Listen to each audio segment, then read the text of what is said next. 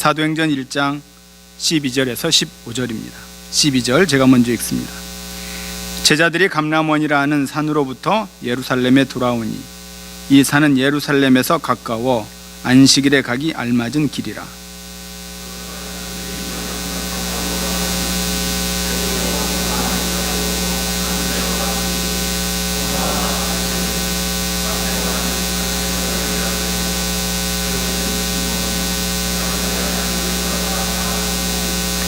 여자들과 예수의 어머니 마리아와 예수의 아우들과 더불어 마음을 같이하여 오로지 기도에 힘쓰더라. 모인 무리의 수가 약 120명이나 되더라. 그때에 베드로가 그 형제들 가운데 일어서서 이르되 아멘. 한 주간 다들 건강하셨습니까? 좋은 일기 속에서 또 풍성하신 주의 사랑과 은혜를 나눌 수 있는 복된 계절이 되기를 축원합니다.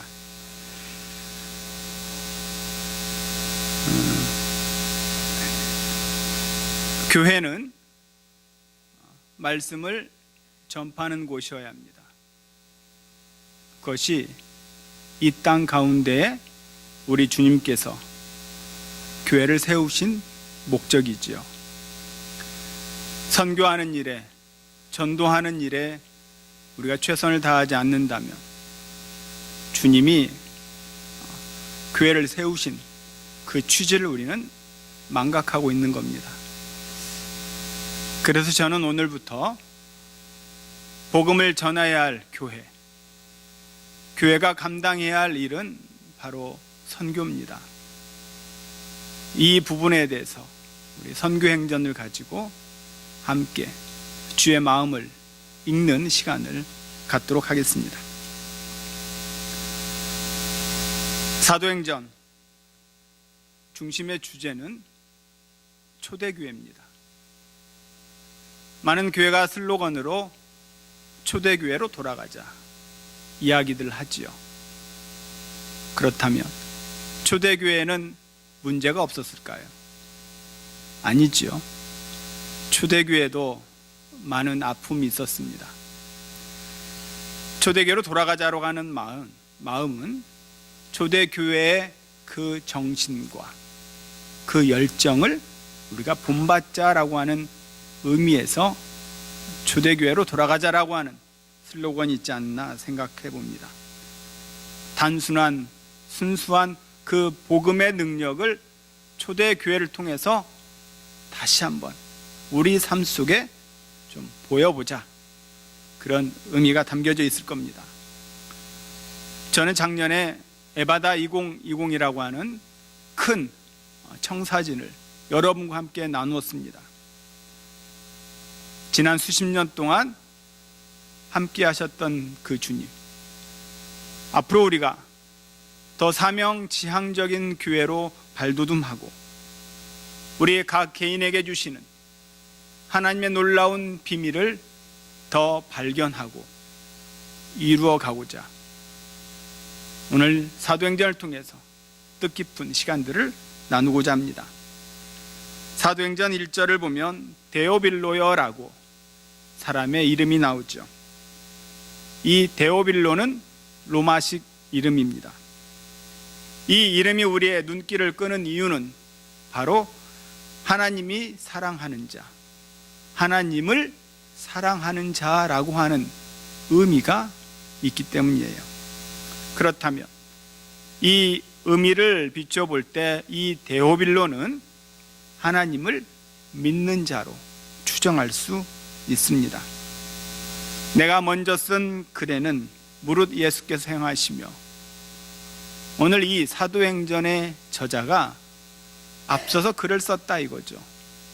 바로 누가입니다. 누가복음 그리고 사도행전의 저자는 의사인 누가지요. 이 누가가 앞서서 먼저 쓴 글에 대해서 데오빌로에게 예수 그리스도의 나심과 그리고 그분의 행적과 죽음과 고난과 십자가와 부활에 대해서 말씀을 드린 거죠. 고로 우리는 사도행전을 읽기 전에 누가복음의 그 성격과 이해가 없으면 사도행전을 쉽게 이해하긴 어렵습니다. 오늘 데오빌로여 그랬는데 누가복음 1장에는 데오빌로 각하라고 호칭이 있습니다. 즉 누가복음을 기록을 할 때 데오빌로는 바로 초신자에 불과하지 않았나. 그래서 세상 속에서 그런 영예와 영광을 누리는 이 데오빌로에게 그분의 예우하기 위해서 각하라고 하는 호칭을 붙인 겁니다. 그런데 사도행전 1장에 돌아와서는 데오빌로여라고 각하라고 하는 호칭을 빼고 있는 거죠. 이것은 데오빌로라고 하는 그분이 초신자의 그 상황을 뛰어넘어서 교회에 깊이 관여하고 있다라고 하는 것을 알 수가 있는 것이죠. 이제 막 복음을 눈뜬 그런 성도가 아니라 이제는 어느 정도 예수 그리스도에서 복음에 대해서 많이 듣고 깨달았던 까닭에 데오빌로라고 이야기를 하는 겁니다. 우리가 많이 경험을 했을 거예요. 군에서 장성들이 모이는데 김집사, 이장로 그러지요. 별천지인데도 불구하고 그분들의 호칭이 바로 장로라든가 집사를 표현했다라고 하는 것은 기독교 공동체에서 이루어지는 현상입니다. 3스타가 저 상사한테 김장로님이라고 표현하는 것은 2스타가 하사한테 이집사님이라고 표현하는 것은 바로 기독 공동체 안에서 우리가 부를 수 있는 호칭인 거죠. 바로 이 데오빌로도 총독이지만 교회에 깊게 관여함으로 인해서 이제는 기독 공동체 안에서 자연스럽게 호칭을 나눌 수 있게 된 겁니다. 교회 깊숙이 가족으로 들어온 거죠. 교회에서 가장 중요한 핵심과 가치가 무엇일까요? 여러 개 말할 수 있는데 교회의 가장 중요한 핵심과 가치는 가족입니다. 우리는 모든 성도가 가족으로 만나야 되는 거죠. 우리는 과연 가족으로 만나고 있는가? 교회 안에서 가족처럼 대하고 있는지 묻기를 바랍니다. 그래서 교회에 오면요, 항상 그 자리에 앉을 것이 아니라 우리는 돌아가면서 좀 알아야 되는 거죠. 여기 좌우 앞뒤를 번갈아 가면서 앉을 때에 우린 가족애를 더 느낄 수 있지 않나 생각해 봅니다. 교회가 가지고 있는 이 가족이라고 하는 개념, 바로 데오빌로가 느낀 거죠. 그래서 누가는 총독을 빼고 데오빌로라고 하는 이름을 부르게 된 겁니다. 성숙한 사도들과 제자들에게 바로 이러한 가족과 같은 그 의미를 교회에 부여하고 싶은 거죠. 이제 초신자를 뛰어넘어서 어느 정도 성장한 데오빌로에게 누가가 뭐라 말하고 있습니까? 사도행전 1장에는 누가가 하고픈 말은 하나님의 일, 즉 하나님 나라에 대해서 말하고픈 거예요. 어떤 그 목사님이 교회는 예수 그리스도를 추모해서는 안 된다. 어떤 분은 여전히 교회가 갈보리 언덕 위에 머물러 있다라고 표현합니다. 아마 같은 맥락의 이야기일 거예요. 조심스러운 이야기지만 교회가 여전히 그리스도의 십자가와 죽음과 부활과 승천까지만 이야기한다면 주님이 원하시는 일일까요? 물론 주님의 십자가 죽음과 부활과 승천은 수백 번, 수천 번 강조해도 지나지 않을 겁니다. 복음의 가치를 우리가 이야기할 때 하나님은 주님의 십자가의 죽음과 부활에 극한을 두지 않으셨다라고 하는 것이죠. 하나님은 그것을 목적지로 두지 않으셨습니다. 누가복음은 그 이상을 뛰어넘어서 데오빌로에게 하나님 나라의 비밀을 알려주고 싶어서 사도행전을 기록한 거죠.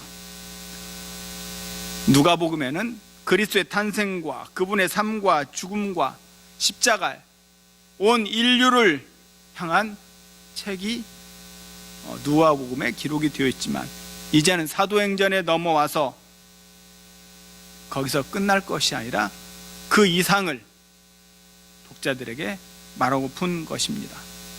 데오빌로라고 하는 한 사람에게 쓴 것이 아니라 바로 어느 정도 교회에 깊이 개입하신 성도들에게 전하고픈 누가의 진솔된 이야기가 무엇인지 우리 사도행전 1장부터 하나하나씩 그걸 파헤쳐가면서 하나님의 그 마음을 헤아릴 수 있는 시간을 갖고자 합니다.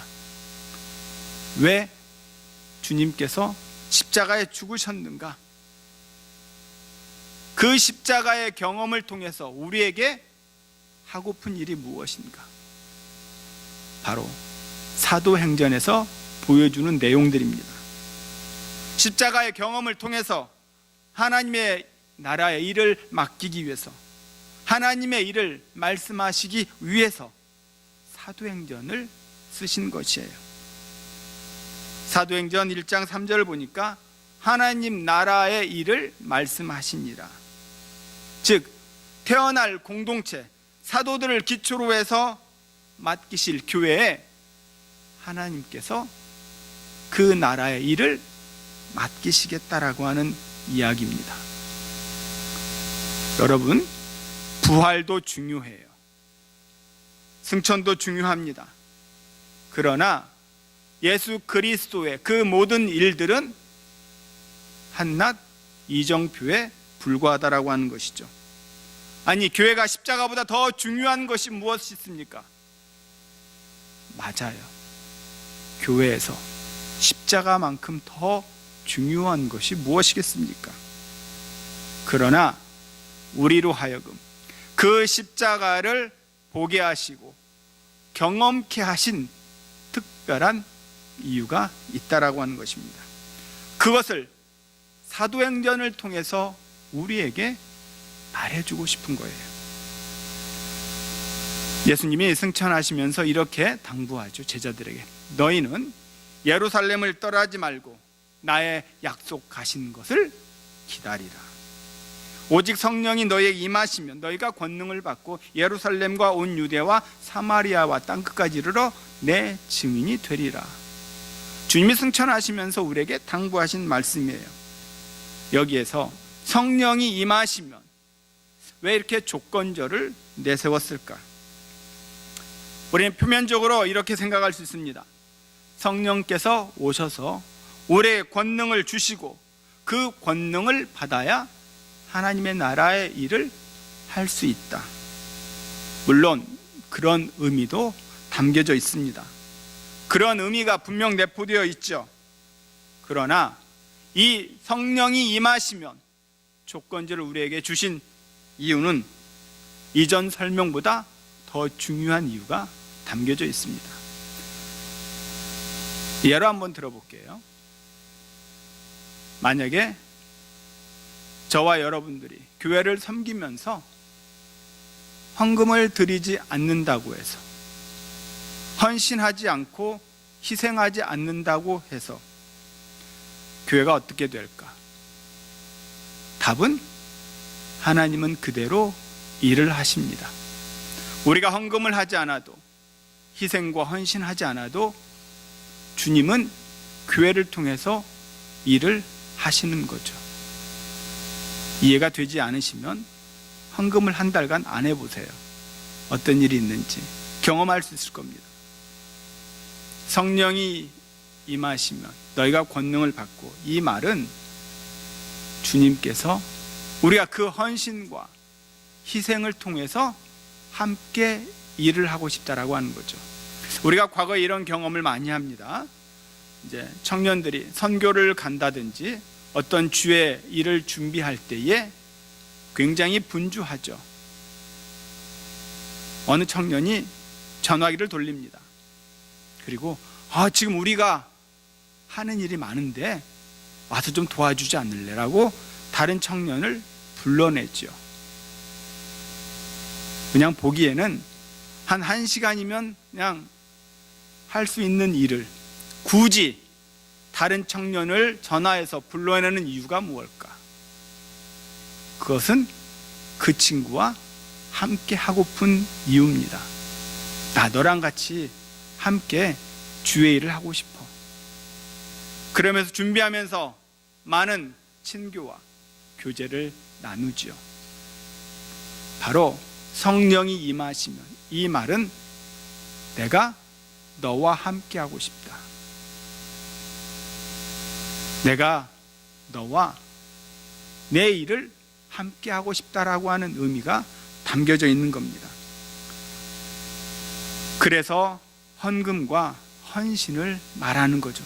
내가 너와 함께 하고 싶어서 헌금을 말씀하시는 거고 헌신을 요구하시는 거예요. 고린도전서에서 헌금하는 태도에 대해서 말하지요. 억지로나 인색함으로 하지 말지라. 그 일은 사랑으로 드려야 하는 일이기 때문입니다. 맞죠?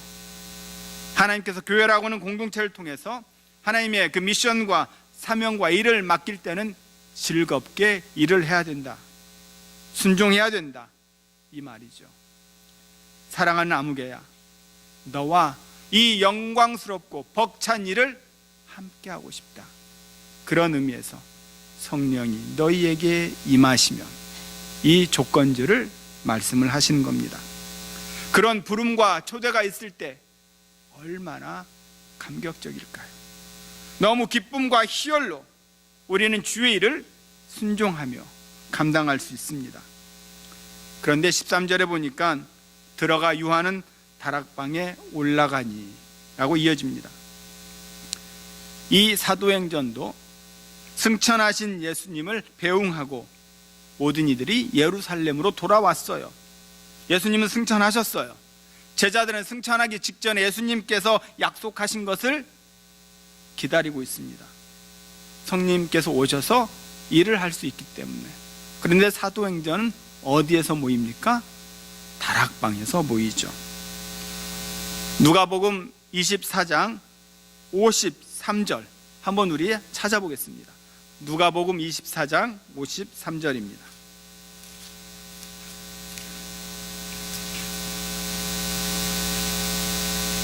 (141페이지) 누가복음 24장 53절 같이 읽습니다. 늘 성전에서 하나님을 찬송하니라. 누가복음에는요, 예루살렘에 모였는데 어디에서 모였다? 성전에서 모였다.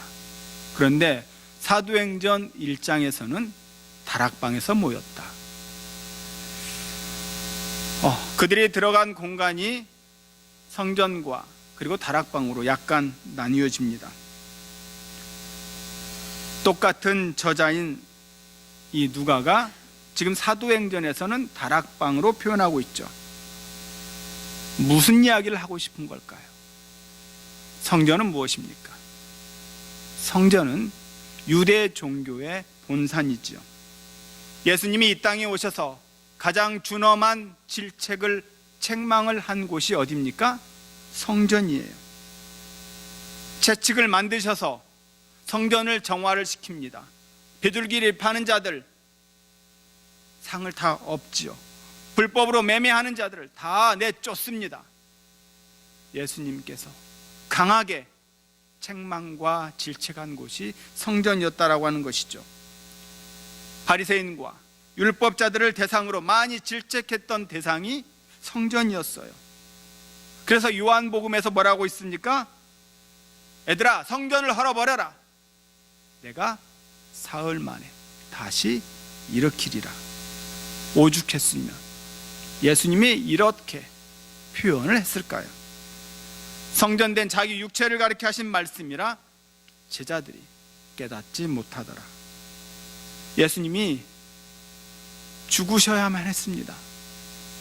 본인이 성전이 되어서 죽으신 거예요. 그래서 성전을 마무리 짓는 겁니다. 성전 시대를 예수님이 마무리를 하는 것이죠. 그리고 성전 시대를 끝내시고 제자들이 다락방에 모이는 겁니다. 다락방에 120명의 성도가 모이죠. 여러 이름들이 나옵니다. 제자들 이름이 나오고 예수님의 가족의 이름들이 나오죠. 120명 가운데 얼추 20명의 이름이 나왔다고 쳐봅시다. 100명의 이름은 기록되지 않았지만 무명의 그리스도인들이 이 120명 성도 안에 참여했다라고 하는 것입니다. 120명이 앉을 자리니까 꽤 큰 다락방이겠죠. 바로 마가 집입니다. 이 마가 요한은 제법 돈이 있는 그런 부잣집의 아들인 듯합니다. 이 마가 요한이 바울과 함께 선교를 떠났죠. 그러나 너무나 낯설고 힘들어서 중간에 포기합니다. 그렇지만 끝까지 선교를 했던 이가 바로 이 마가예요. 이 마가의 다락방에 120명의 성도가 모였습니다. 모든 불법이 자행되는 성전의 시대가 끝나고 다락방이라고 하는 가족이라고 하는 가정이라고 하는 공동체가 새롭게 시작이 되는 곳이죠. 바로 신약의 교회를 탄생시키는 사인이 된 겁니다. 실질적인 몸된 교회가 다락방에서 태어나는 거죠. 이제는 건물이 아닙니다. 예루살렘 성전이 아니에요. 120명, 100명의 무명의 그리스도인들이 모임을 만들어 가는 것이죠. 이때 누가 오십니까? 성령님께서 오시죠. 오순절날 성령이 임하십니다. 이 오순절이라고 하는 것은 6월절을 지내고 나서 50일째가 오순절이에요. 그날 이스라엘 사람들은 보리를 거두는 시기라 그래서 구약에서는 맥추절이라고 합니다. 신약에서는 이 맥추절을 오순절이라고 이야기하죠. 그러니까 부활절을 보내고 나서 7주가 되면은 바로 오순절이 되는 겁니다. 올해는 바로 5월 셋째 주가 오순절이 되는 거죠. 자, 아무튼 이 오순절 날 성령님이 오셔서 새로운 교회를 시작을 하는 것입니다. 바로 성령님과 함께하는 교회, 새롭게 시작하는 교회, 바로 리폼드 처치죠. 오늘날의 교회는 이렇게 성령님과 함께 매일매일 새로워져야 합니다. 옛 것을 다 버리고 매일매일 새로워지는 것이 바로 우리 주님이 우리에게 원하시는 교회인 거죠. 옛것 그대로 성전 시대를 그대로 가지고 있다면 다 죽고 몰락했을 것입니다. 그러나 예수님 본인이 성전이 되어주셔서 죽임을 당함으로 성전 시대를 끝내고 새로운 교회 시대를 알리는 거죠. 그것이 바로 사도행전의 시작입니다. 새로운 교회가 시작이 되었어요. 새로운 공동체, 어떤 속성으로, 과연 어떤 가치로 교회가 시작이 될까? 바로 새로운 질서 속에서 교회가 시작이 됩니다. 오늘 여러분들 등장하는 이름을 보세요. 예수님의 어머니와 그리고 형제들이 끝에 붙어 있어요. 자, 예수님의 형제와 어머니면 앞에 나와야 되지 않겠습니까? 중요한 인물이기 때문에. 그런데 끝부분에 나와 있다. 이게 새로운 공동체, 새로운 교회의 시작을 알리면서 바로 이 부분을 누가가 강조하는 건데, 사복음서를 보면요, 제자들의 이름을 어떻게 열거합니까? 부름받은 순서, 그 다음에 나이 순서, 가족의 순서로 열거합니다. 그런데 사도행전에서는 이 가족의 이름이 제일 뒤에 있는 거죠. 바로 교회의 탄생을 알리면서 새로운 사역과 그 질서를 의미하고 있는 거라 할 수 있습니다. 십자가의 공로와 예수님의 용서가 필요한 죄인들로 만나는 새로운 공동체가 바로 교회가 되어야 된다라고 하는 거죠. 우리 모두는 주님의 용서를 받고 그분의 은혜의 용서가 필요한 그런 죄인들입니다. 제가 거듭 말씀을 드리죠. 교회는 용서함 받은 죄인들이 모이는 곳이어야 된다. 교회는 용서와 감사와 그 은혜의 감격만 서로 존중해주고 확인하는 공간이 되어야 합니다. 예수님의 용서함 받은 죄인들이 매일매일 그분의 은혜가 필요한 성도로서 모이는 곳이 교회여야 된다라고 하는 것이죠. 그런데 오늘 구체적으로 120명이 모였다라고 합니다. 신약 성경에서든지 구약 성경에서든지 히브리 사람들이 숫자를 굉장히 많이 표현을 하죠.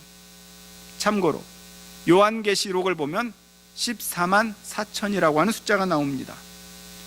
요즘 이단인 신천지와 여호와의 증인은 이 숫자 노름을 아주 잘하죠. 그래서 성도들을 잘못 이해하게 만듭니다. 계급을 짓지요. 그리고 이 숫자를 가지고 잘못된 열심을 강조합니다. 이렇게 이야기합니다. 이단들은 그따위 헌신에서 그따위 헌금에서 어떻게 하느냐, 그렇게 해서 14만 4천에 들어갈 수 있느냐? 라고 이야기하는 거죠. 잘못된 헌신과 그리고 열심을 강조하는 겁니다. 그런 식으로 해서 14만 4천을 해석해서는 절대 안 되는 거죠. 다음에 또 이야기할 기회가 있겠지만 간략하게 말씀을 드리면 바로 14만은 우리 구약은 몇 지파입니까? 12지파죠. 신약은 제자들이 12제자입니다.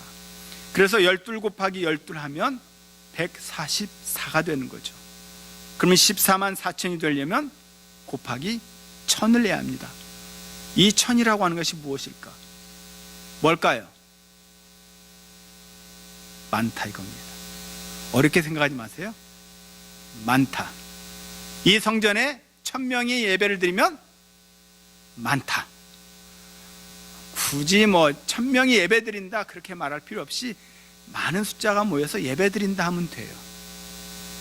즉 14만 4천은 많다 이거예요. 그런데 이걸 가지고 우리 이단들이 너무나 잘못된 열심을 강조하고 있는 거죠. 아무튼 이 120명의 성도, 무명의 그리스도인들이 함께 교회를 시작하는 겁니다. 그런데 어떻게 시작하냐면 14절에 보니까 더불어라고 기도에 힘썼다라고 이야기합니다. 더불어 기도에 힘썼다. 이 부분에서 좀 더 깊이 한번 들어가고자 합니다. 더불어라고 하는 뜻은 무엇이에요? 뜻을 같이 하는 사람이다. 뜻을 같이 한 사람들이, 고백을 한 사람들이 기도에 힘썼다 이거죠. 여러분, 교회에서 제일 중요한 게 무엇일까요? 혹자는 이렇게 이야기합니다.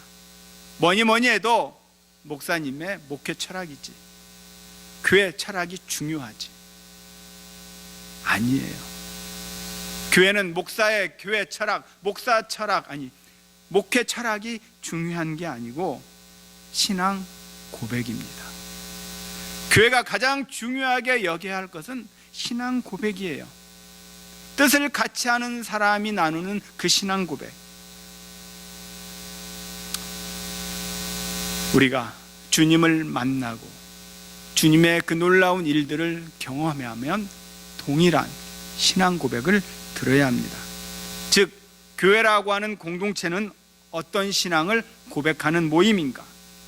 즉, 초대교회는 그 뜻을 같이 했다, 마음을 같이하여 더불어 라는 용어를 사용하는 거죠.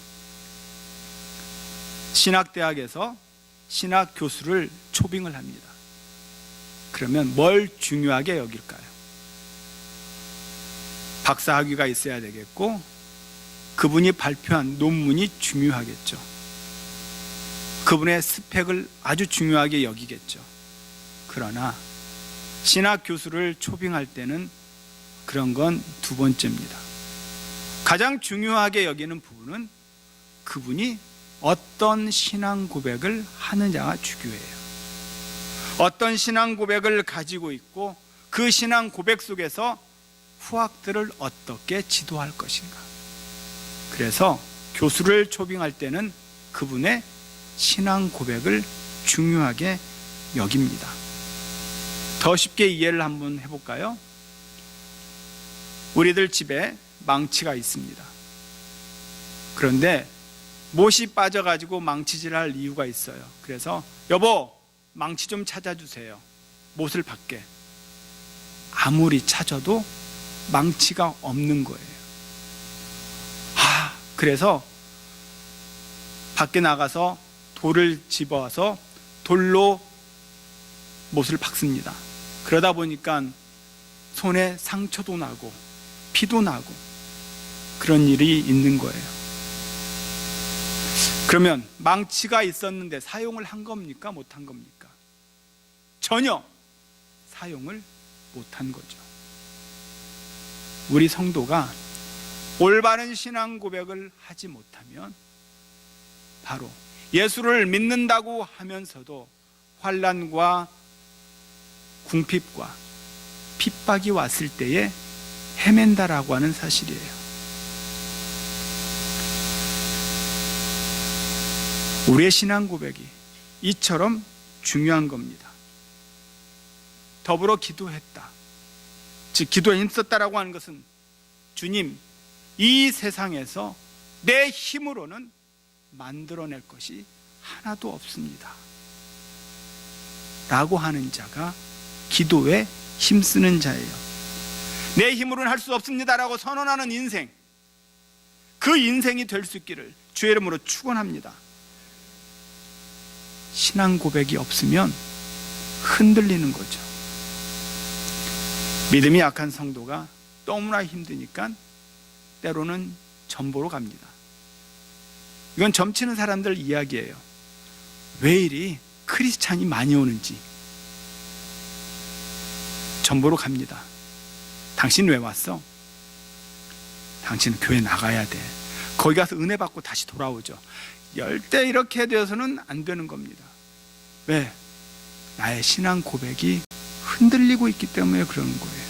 신앙 고백이 투철하면 어떠한 형편과 상황 속에서도 흔들리지 않는다 이거죠. 여러분, 기도하면 누가 바뀌어집니까? 누구 좀 바꿔주세요. 환경을 바꿔주세요. 형편을 바꿔주세요. 기도하면 누가 바뀌어요? 내가 바뀝니다. 아멘. 기도하면 기도하는 자가 바뀌는 거예요. 그래서 기도가 중요한 겁니다. 이 세상에 있는 수많은 교회, 문제없는 교회가 있을까요? 다 문제투성입니다. 문제없는 교회는 하나도 없어요. 그런데 이 세상에는 두 가지의 교회가 있습니다. 은혜가 있는 교회, 은혜가 없는 교회. 은혜가 있는 교회와 은혜가 없는 교회, 그 차이는 무엇일까요? 딱 하나, 기도입니다. 기도가 있는 교회는 은혜가 넘칩니다. 기도가 없으면 은혜가 없는 교회가 되는 거죠. 우리 가정의 문제, 직장의 문제, 사업장의 문제도 우리가 무지막지하게 기도할 때 하나님이 우리의 어려운 부분을 다 제압해 버리는 거예요. 기도는 주님의 능력이 임하는 겁니다. 힘이 센 저 세상 권세자들이 접근하지 못하도록 막아주는 거, 제압해 주는 것이 기도라고 하는 거죠. 교회가 기도하자고 할 때 여러분 나오셔야 돼요. 우리 말씀 사경을 위해서 우리 기도합시다 하면은 정말 기도하러 나와야 합니다. 그래야 우리 마음에 딴 마음을 품지 못하게 기도가 막아주는 거죠. 인간적으로 답이 보이지 않을 때 어딜 쳐다봐야 합니까? 하늘을 쳐다봐야 돼요.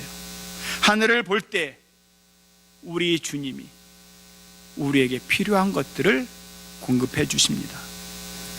사도행전, 바로 이 무명의 그리스도인들이 더불어 힘써 기도함으로 초대교회의 탄생을 알립니다. 우리 모두가 무명의 그리스도인이지만 더불어 힘써 기도할 때에 이 땅의 주권 회복이 주께 있으며 주님의 만져주심과 주님의 회복하심을 함께 누릴 수 있으리라 믿습니다. 우리 무명의 그리스도인 주의 성도들이 힘써 기도함으로 주의 일들을, 하나님 나라의 일을 맡기시고 그 일을 감당할 수 있는 저와 여러분 되기를 주의 이름으로 축원드립니다.